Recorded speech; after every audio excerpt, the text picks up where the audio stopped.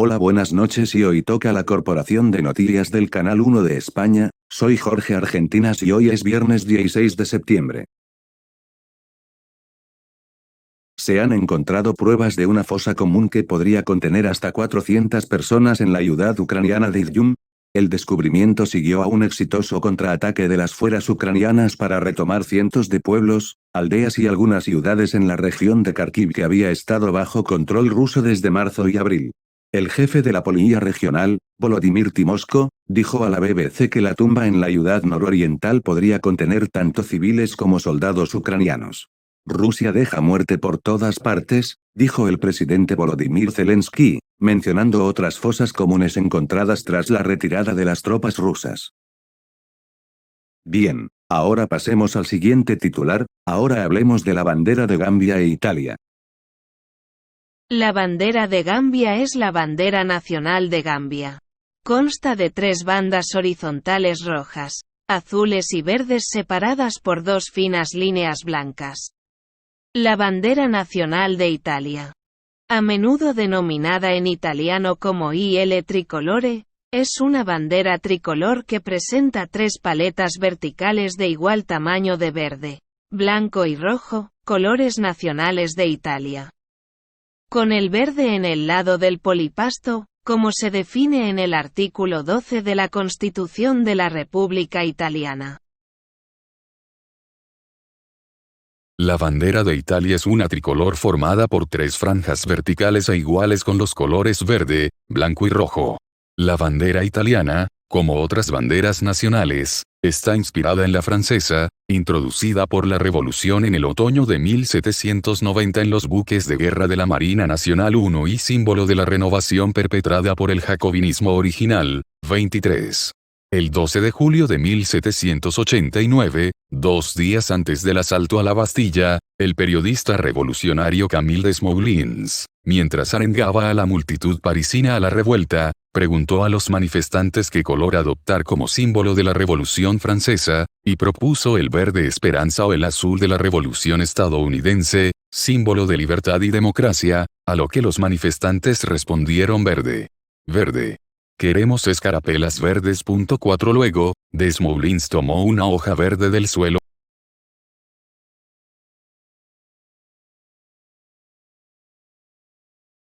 Poco después de los acontecimientos revolucionarios franceses, los ideales de innovación social comenzaron a difundirse en Italia sobre la base de la defensa de la Declaración de los Derechos del Hombre y del Ciudadano de 1789 y de forma posterior también en la política, con los primeros indicios patrióticos orientados a la autodeterminación nacional.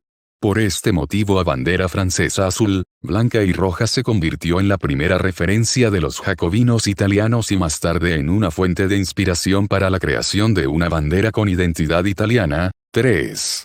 Las primeras manifestaciones esporádicas a favor de los ideales de la Revolución Francesa por parte de la población italiana tuvieron lugar en agosto de 1789 con la aparición, en especial en los estados pontificios, de improvisadas escarapelas formadas por simples hojas verdes de árboles, que fueron puestas en la ropa de los manifestantes, que recordaban protestas similares que tuvieron lugar en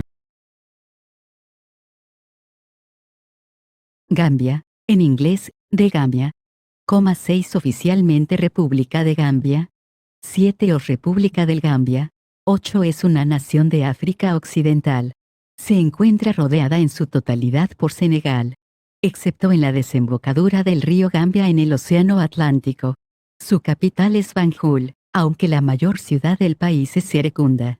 El país está situado en la ribera del río Gambia, que le da nombre al país, y que discurre por el centro del mismo con desembocadura en el Océano Atlántico.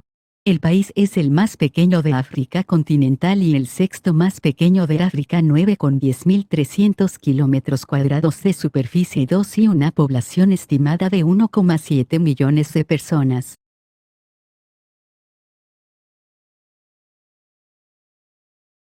Gambia comparte con el resto de naciones de África Occidental un pasado asociado al mercado de esclavos, que fue el factor clave para el emplazamiento y mantenimiento de una colonia en el río Gambia, primero mantenida por portugueses y más tarde por el Imperio Británico. El 18 de febrero de 1965, Gambia logró su independencia del Reino Unido y, el 24 de abril de 1970, se convirtió en una república dentro de la Mancomunidad de Naciones. Desde su independencia durante más de 3 décadas, Gambia fue dirigida de una u otra forma por Dawda Jawara, bajo un gobierno democrático de partido dominante hasta que Jawara fue derrocado por un golpe militar en 1994. Este titular fue realizado por Carlos Slim y Paulina Rubio. España 1. Noticias. Bien, ahora pasemos al siguiente titular, ahora hablemos de información sobre HSBC. HSBC Holdings plc, por sus siglas en inglés de The Hong Kong and Shanghai Banking Corporation, en chino tradicional, Wifeng Konggu Yuxian Gongxi, en chino simplificado, Wifeng Konggu Yuxian Gongxi, pinyin, Wifeng Konggu Yuxian Gongxi. Más conocido como HSBC, es una empresa multinacional británica de banca y servicios financieros con sede en Londres, Reino Unido. Es el octavo banco más grande del mundo por activos y el segundo de Europa, por detrás del BNP Paribas. A lo largo de su historia, la justicia de numerosos países ha encontrado culpable a HSBC de lavado de dinero, violación de las leyes de regulación de los sistemas financieros y haber dado protección a grupos del crimen organizado, evasores fiscales, y cárteles dedicados al narcotráfico. Lo que le ha supuesto al banco el pago de multas multimillonarias. Por ejemplo, el Consorcio Internacional de Periodistas de Investigación sacó a la luz en 2015 un gigantesco esquema de evasión fiscal, apodado como Swiss Leaks, presuntamente operado por la filial suiza de banca privada de HSBC que habría evadido entre noviembre de 2006 y marzo de 2007, apenas 5 meses, 180.600 millones de euros de 100.000 clientes y 20.000 empresas pantalla. 4. La investigación se apoyó en los datos proporcionados por la lista Falciani.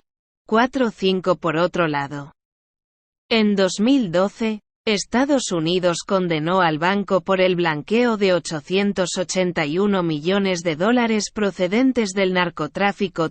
Y en 2014 la Fiscalía de Bruselas acusó a la filial suiza de HSBC de fraude fiscal, blanqueo y de constituir una organización criminal. 6. Fue fundada en Londres en 1991 como un holding.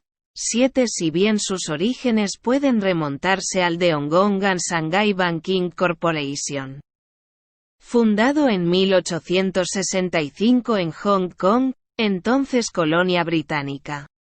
Su nombre, HSBC, revela sus orígenes en Hong Kong.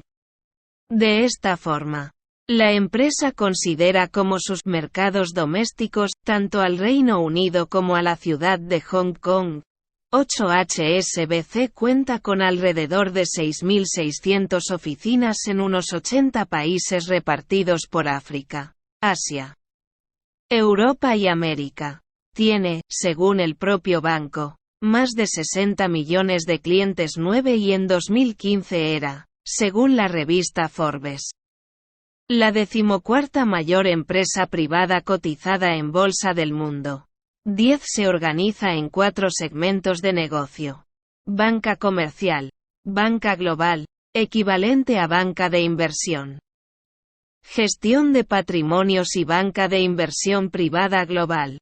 9. El HSBC cotiza simultáneamente en el principal indicador de la Bolsa de Hong Kong y en la Bolsa de Londres. Concretamente en los índices Hang Seng y FTSE 100, respectivamente. 11. La compañía se encuentra entre las empresas con una mayor capitalización de mercado de las que componen los índices bursátiles, con una valoración de cientos de miles de millones de dólares, unos 170.000 millones en abril de 2015. HSBC divide sus negocios en 4 grupos distintos. Finanzas personales. HSBC suministra servicios financieros a más de 125 millones de clientes alrededor de todo el mundo. Estos servicios incluyen cuentas corrientes, cuentas de ahorro, hipotecas, seguros, tarjetas de crédito, préstamos, pensiones e inversiones. Banca comercial. El banco tiene como clientes casi 2,5 millones de pequeñas y medianas empresas.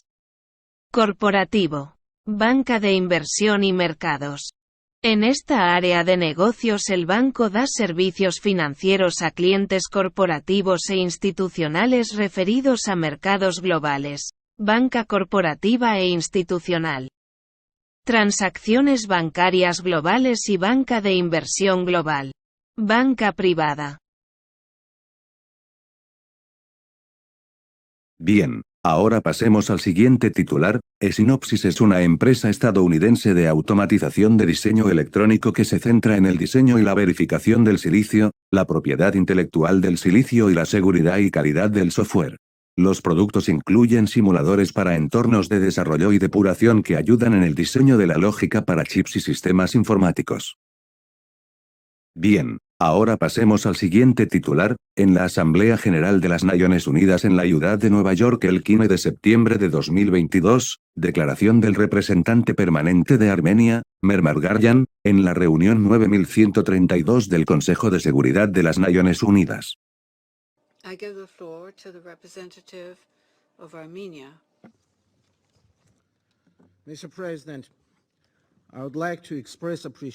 Doy la palabra al representante de Armenia. Señor presidente, me gustaría expresar mi agradecimiento a la presidencia francesa por convocar reunión de emergencia de hoy sobre el solicitud contenida en la carta del canciller de Armenia. La reunión se lleva a cabo en una tumba tiempo para mi patria. Como actos delictivos se han perpetrado agresiones contra la integridad territorial de la República de Armenia en flagrante violación del derecho internacional y la Carta de las Naciones Unidas.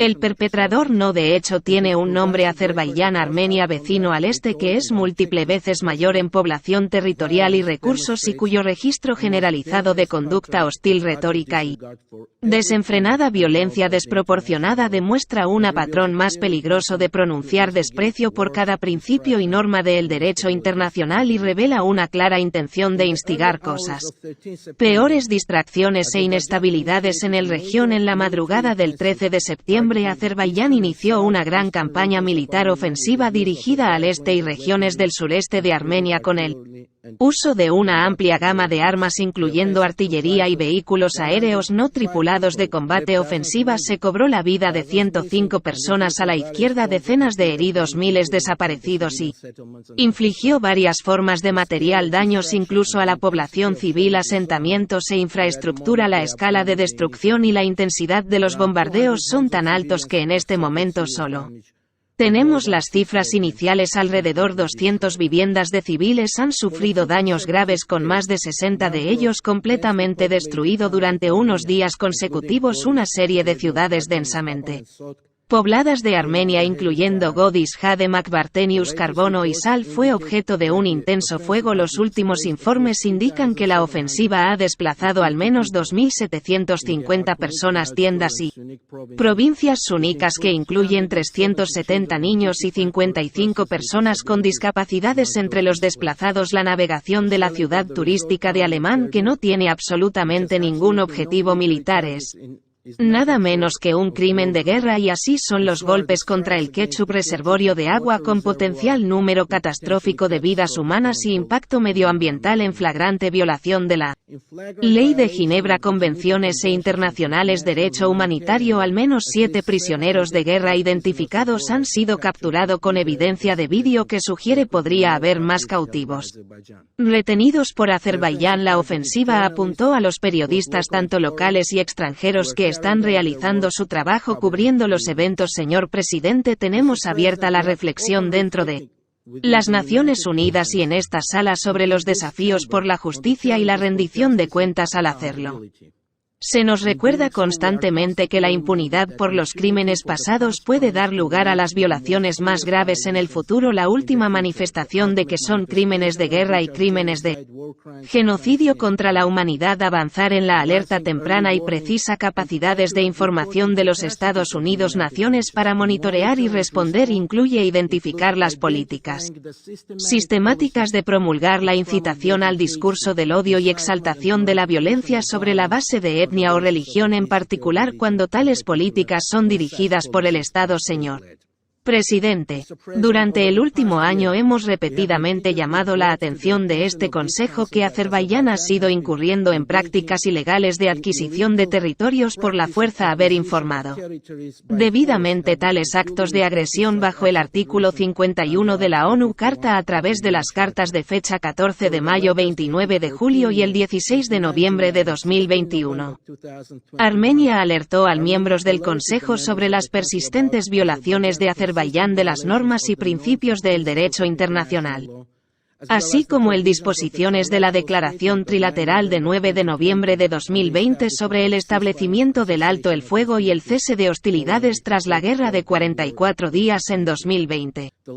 Llegan los últimos ataques a demostrar que en ausencia de medidas adecuadas de rendición de cuentas, políticas de agresión es probable que continúe e incluso aumentar en alcance y escala. También se deduce que, envalentonado por el resultados del uso de la fuerza en el pasado, Azerbaiyán ahora busca normalizar violencia y agresión para capturar territorios por la fuerza. Durante los últimos 2 días, Azerbaiyán ha entrado entrometido y luego ocupó más de 10 cuadrados kilómetros de los territorios soberanos de Armenia. Este ataque sigue a las ofensivas en mayo y noviembre de 2021, cuando Azerbaiyán ocupaba unos 45 kilómetros cuadrados de la tierra de nuestra Armenia. Las acciones de Azerbaiyán están en flagrante violación de los propósitos y principios de la Carta de las Naciones Unidas, en particular el artículo 2,4 de la Carta, en violación del Acta Final de Helsinki de la OAC, en violación de las normas internacionales, derecho humanitario, además de las Fuerzas Armadas. Agresión de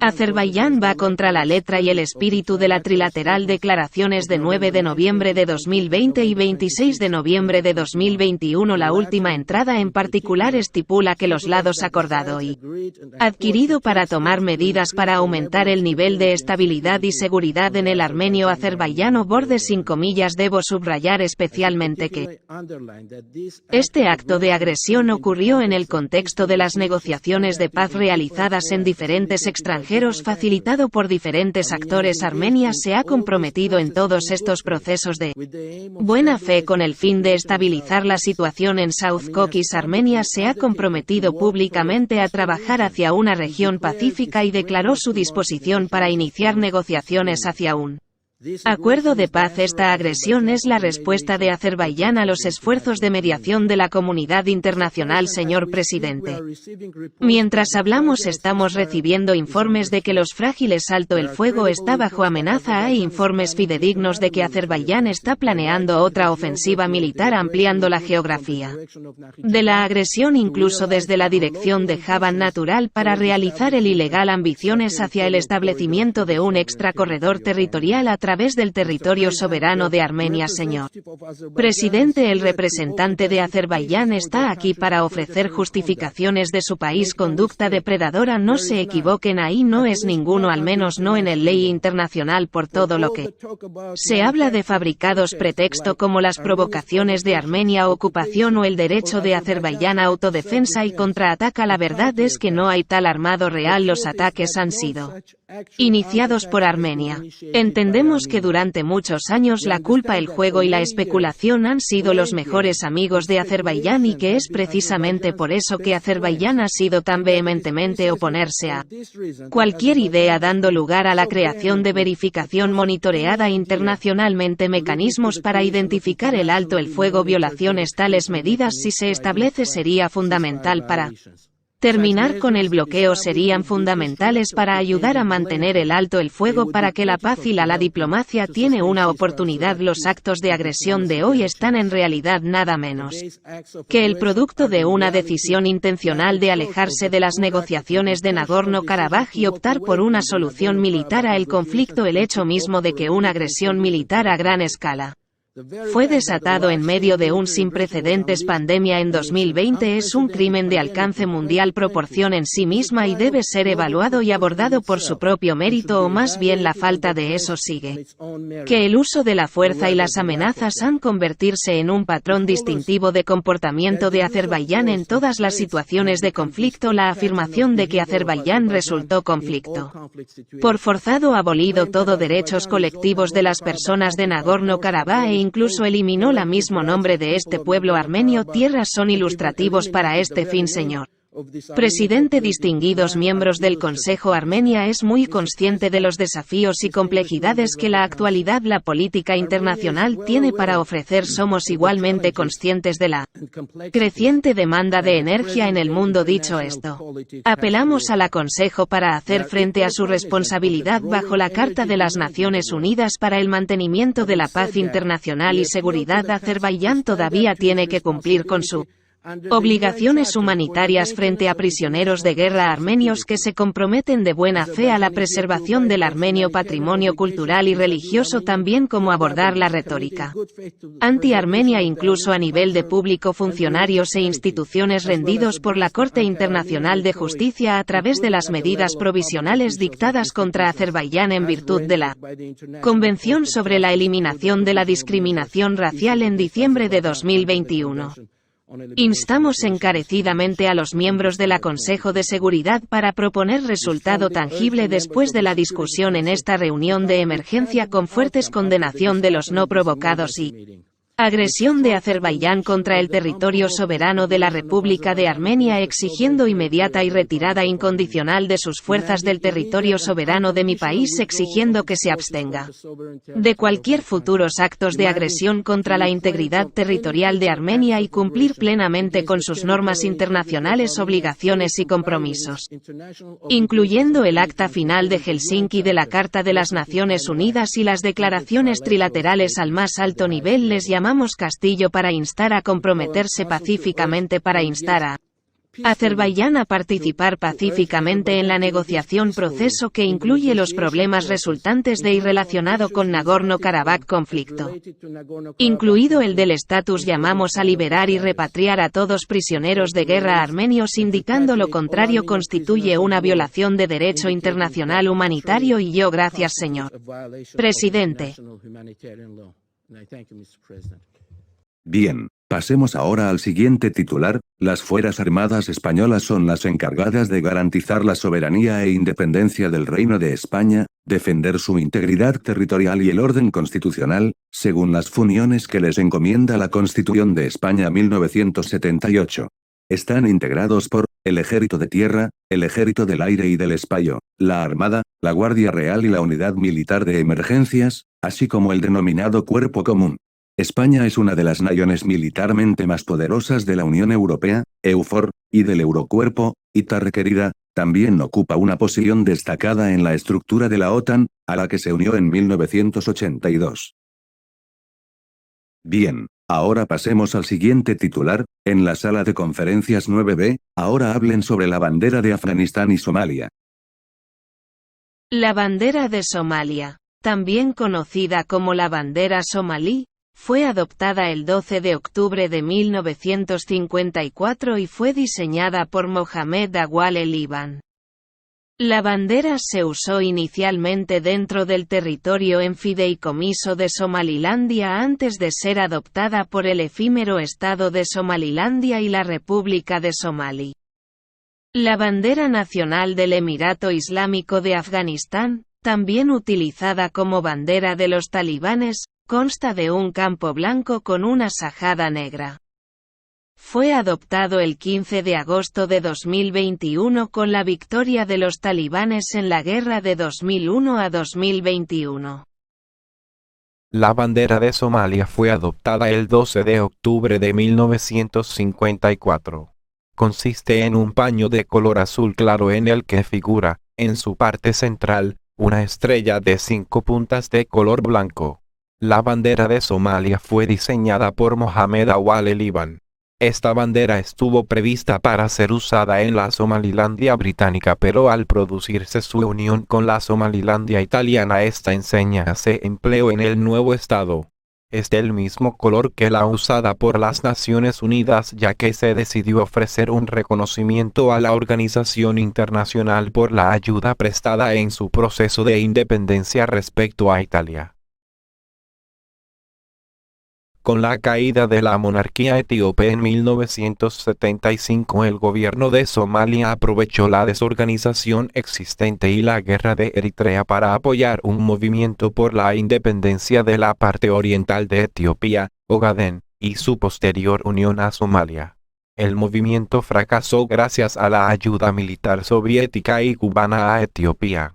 Dirigió la lucha el Frente de Liberación de Somalia Occidental, cuya bandera es verde y roja en dos franjas verticales. El verde es el color de los musulmanes, que son mayoritarios entre los somalíes, y el rojo es por la sangre derramada. La estrella simboliza al pueblo.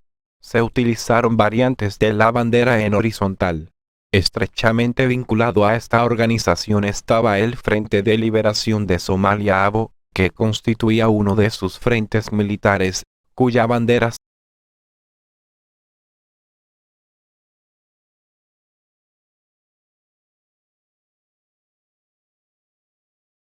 La bandera de Afganistán, en pastún, en darí, 3 es el símbolo oficial del país.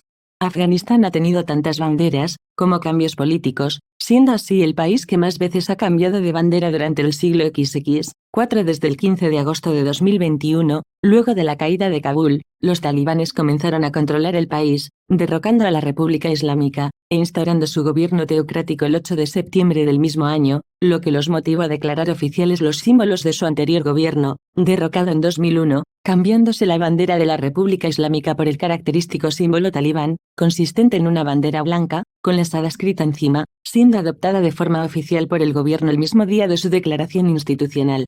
Pese a lo anterior, las fuerzas opositoras al régimen talibán han mantenido la simbología de la derrocada República Islámica, incluyendo la bandera, que fuera adoptada el 4 de enero de 2004 y posteriormente sería modificada el 19 de agosto de 2013, en conjunto con la nueva constitución afgana, consistente en 3 franjas verticales en negro.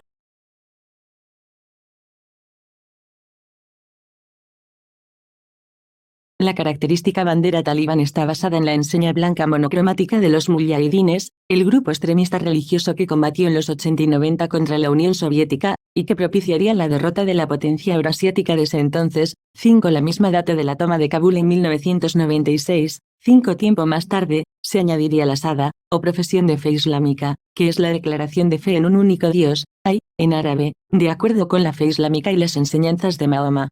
El sentido de la inclusión de esta frase en la bandera es muy similar al que hacen otras enseñas similares de países confesionales islámicos, como la de Arabia Saudita.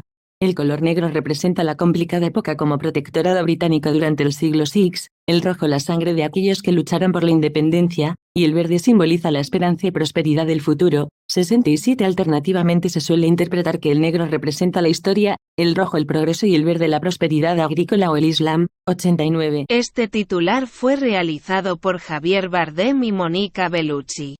España 1. Noticias. Bien, ahora pasemos al siguiente titular. Ahora hablemos de la bandera de España e Indonesia. La bandera nacional de España, tal y como se define en la Constitución de 1978, consta de 3 franjas horizontales: roja, amarilla y roja. Siendo la franja amarilla el doble del tamaño de cada franja roja. Tradicionalmente, la franja media venía definida por el término más arcaico de gualda, y de ahí el nombre popular de la rojigualda. La bandera de Indonesia es bicolor simple con 2 bandas horizontales iguales, roja y blanca con una proporción general de 2:3. La bandera de España, conocida como la rojigualda, fue adoptada como pabellón nacional de España en 1785 y ha sido la bandera nacional desde entonces, a excepción de los años de la Segunda República, de 1931 a 1939, cuando fue sustituida por otra enseña. El escudo, que se incluye en la bandera actual, en algunos casos reglamentados por la Ley 391981, que regula su uso, ha sufrido varias modificaciones a lo largo de la historia. La Constitución de 1978 especificaba en su artículo 4.1.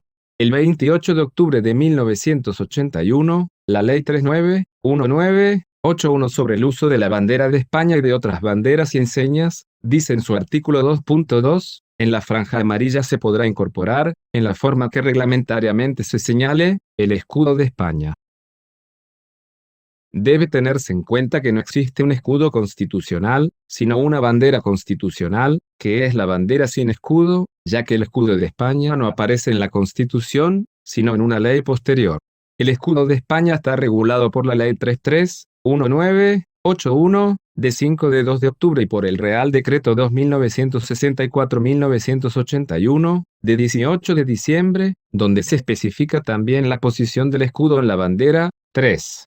De acuerdo a la normativa anteriormente expuesta, la bandera de España tendrá las siguientes características. La bandera está formada por 3 franjas horizontales, roja, amarilla y roja, siendo la amarilla de doble anchura que cada una de las rojas. Esta disposición se conoce como franja española.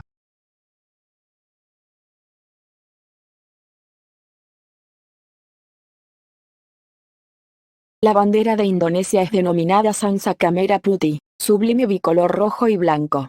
Conforme al artículo 35 de la Constitución de 1945, la bandera está compuesta por 2 franjas de iguales dimensiones, la superior es de color rojo y la inferior es blanca. Las proporciones son de un ancho equivalente a 2/3 partes de su longitud. 1. Oficialmente se obliga a izar la bandera nacional en las dependencias gubernamentales, las sedes de las misiones diplomáticas del país y en el Palacio Presidencial. Se conserva la bandera que fue izada el día de la independencia de Indonesia, Bendera Pusaka. Esta bandera se empleó durante algunos años en los actos conmemorativos de la independencia, izándose frente al Palacio Presidencial de Yakarta. Dicha bandera dejó de ondear el 17 de agosto de 1968, cuando fue reemplazada en los actos mencionados por una réplica con objeto de facilitar su preservación. 1. La bandera es similar a la de Polonia y de Mónaco. Este titular lo realizaron Diego Sánchez e Isabela Navarrete, Política Castellana. España 1. Noticias. Bien, ahora pasemos al siguiente titular. Windows Vista es una versión importante del sistema operativo Windows NT desarrollado por Microsoft. Fue el sucesor directo de Windows XP, que se lanzó 5 años antes, siendo en ese momento el lapso de tiempo más largo entre versiones sucesivas de los sistemas operativos de escritorio de Microsoft Windows. Y pasando al deporte con Javier Ferran.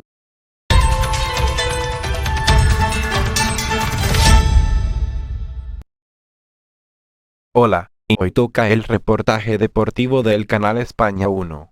Soy Javier Ferran y hoy es viernes 16 de septiembre.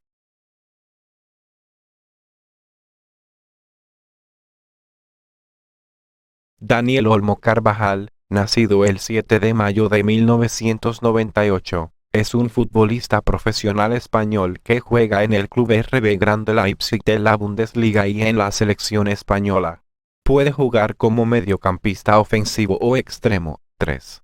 Nacido en Terrassa, Barcelona, Cataluña, Olmo llegó a la cantera del FC Barcelona a los 9 años, procedente del vecino RCD Español. 2-4.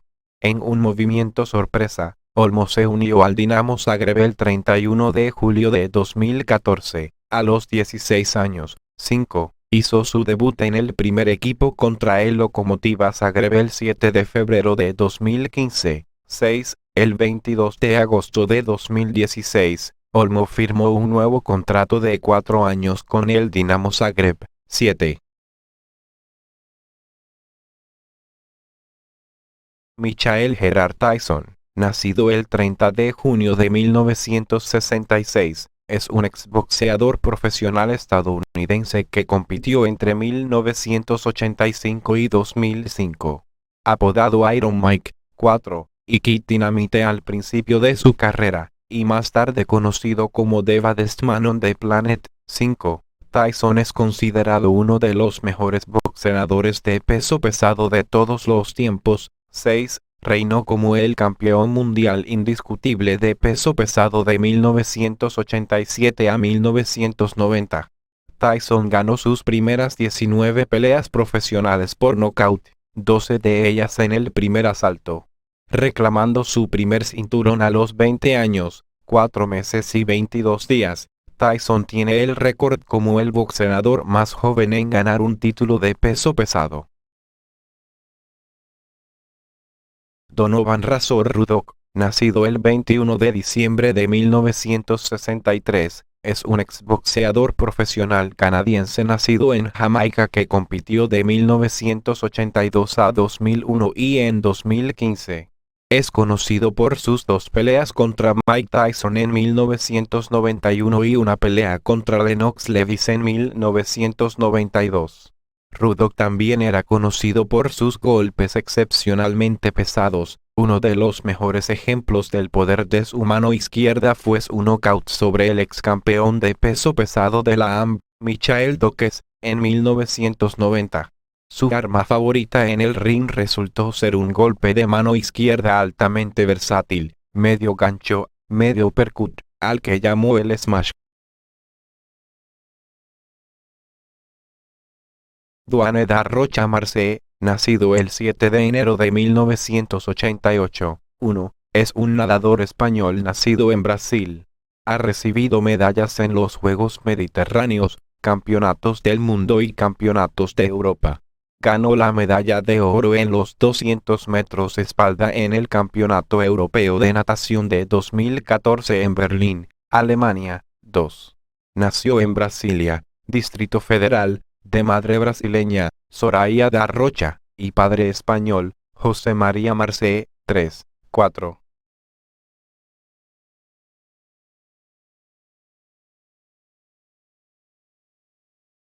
Cristiano Ronaldo dos Santos Aveiro Goicom, pronunciación portuguesa, Kit Ronaldo, nacido el 5 de febrero de 1985. Es un futbolista profesional portugués que juega como delantero en el Manchester United de la Premier League y es capitán de la selección nacional de Portugal. Ampliamente considerado como uno de los mejores jugadores de todos los tiempos, Ronaldo ha ganado 5 premios Ballon d'Or, nota 3, y 4 botines de oro europeos, la mayor cantidad para un jugador europeo. Ha ganado 32 trofeos en su carrera, incluidos 7 títulos de liga, 5 ligas de campeones de la UEFA y el campeonato de Europa de la UEFA.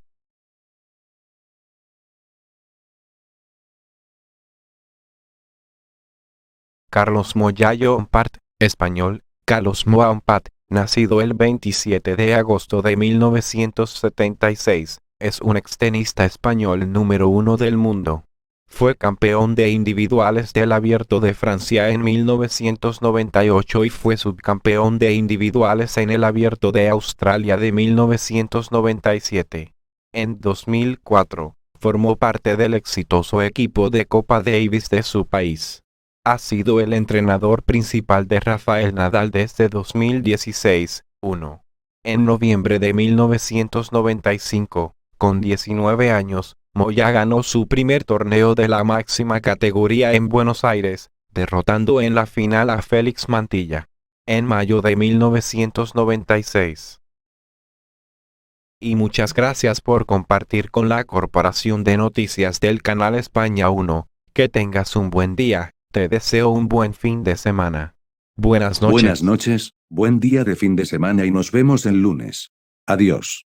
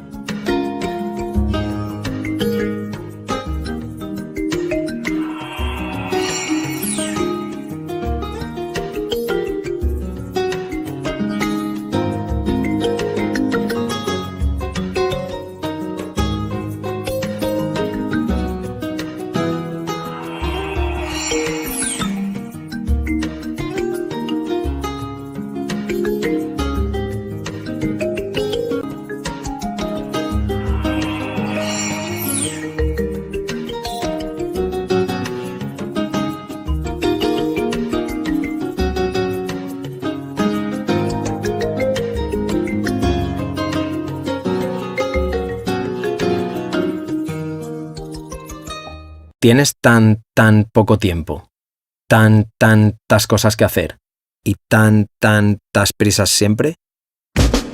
Que seguro que agradeces poder hacerlo todo tan rápido como puedas. Por eso en el Santander tenemos una app tan completa. Para que puedas hacer todo tan fácil. Tan desde el móvil. Santander en digital es Santander. Por ti, los primeros.